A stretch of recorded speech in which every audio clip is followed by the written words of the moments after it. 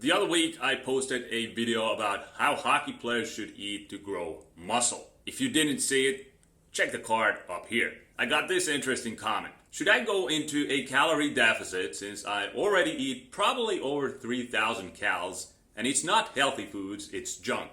Should I go in a deficit or eat more healthy foods and in a surplus? I know this gentleman isn't the one and only athlete out there wondering about this, so I decided to make this video as a follow-up to the previous one, and this time we'll cover nutrition for fat loss. The specifics of what you must do to get lean. Going back to the original question, the most important thing for fat loss is a calorie deficit. If your daily maintenance level is at 2,500 calories, and by maintenance I mean the point where your body weight stays the same, you don't gain and you don't lose any weight, but you eat 3,000 calories, you're not gonna get any leaner because you have a 500 calorie surplus. The quality of food doesn't matter. You could eat as healthy as it gets, say 3,000 calories worth of nothing but chicken breast and broccoli, and you still won't shed fat. So that's the key. You gotta create a calorie deficit. Eat less than you burn. Now let's talk about each macronutrient in detail.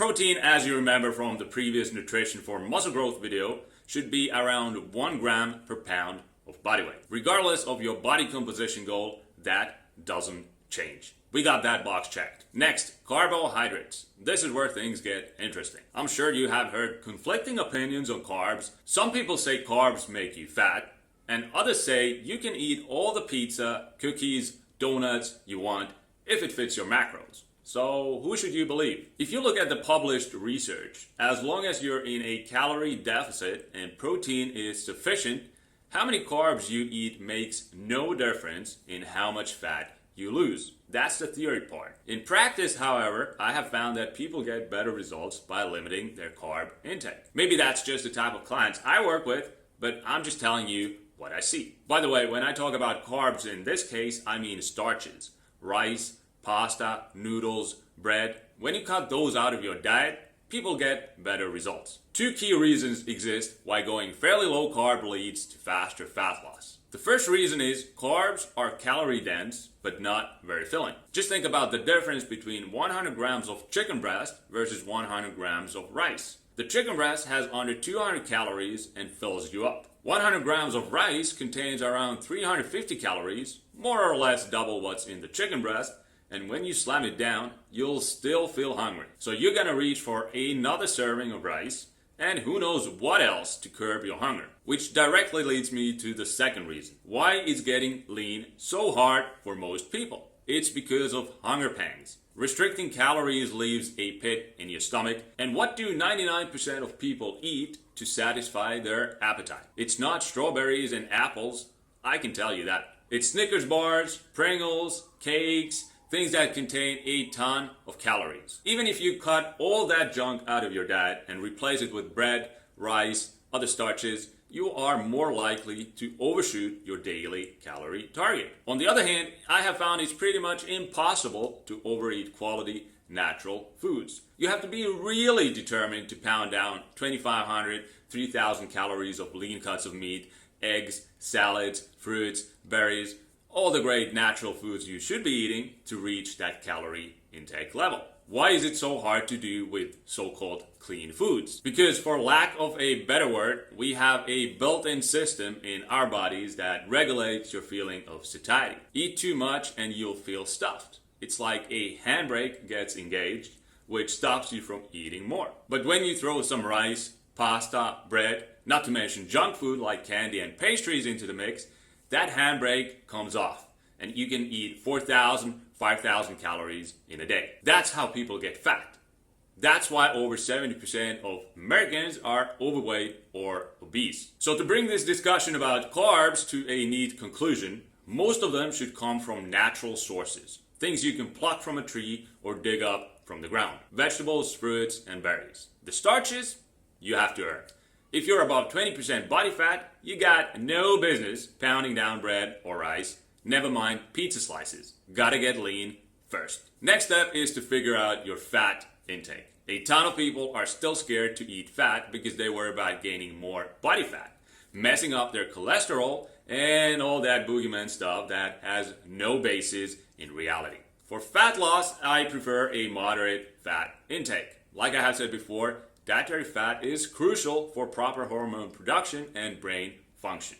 Eating too little fat will lead to problems. You're not going to be productive in your daily life, and your athletic performance will also suffer. So how would you turn all this information about calories and macros into an actionable fat loss meal plan? Let's say you weigh 200 pounds and you're shooting for 2,000 calories on a cut. Protein is set at 200 grams, 800 calories, which leaves 1,200 calories to be divided between carbs and fats.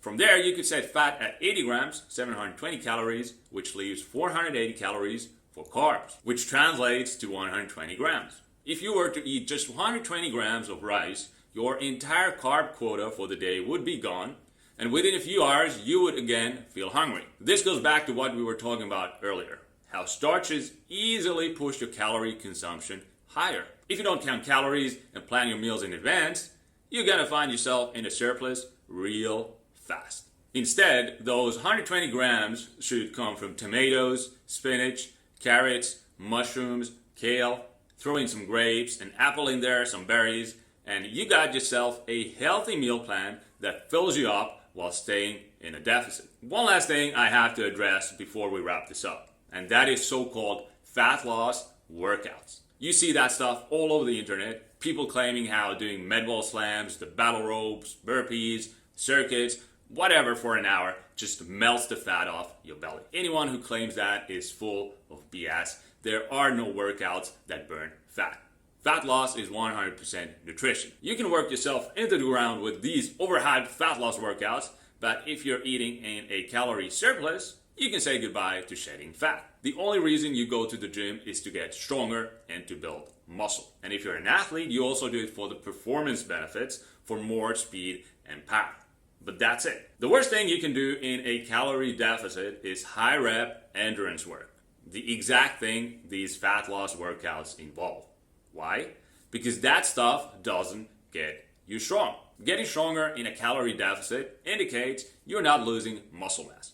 And depending on how long you have been lifting, you can even gain a little bit of muscle in a deficit. Why is that important? Because if you lose muscle mass along with body fat, you're just gonna shrink into a smaller version of yourself. The number on the scale goes down, but what you see in the mirror won't match your expectations. To look lean and athletic, you must retain muscle mass during a cut. This is the number one priority. And if you're getting stronger in a calorie deficit, that means you are succeeding. So forget about stupid fat loss workouts. Fat loss happens in the kitchen. For what goes on in the gym, I have the perfect program for you. Next Level Hockey Training 2.0. Guys routinely add 50 to 100 pounds to their squat, bench, deadlift in just a few months following the workouts inside. If you too want fast gains like these, then go to nextlevelhockeytraining.com right now. Thank you for watching. If you want more great training and nutrition tips like this, then smash that like button, subscribe to my channel, and I'll see you in the next video.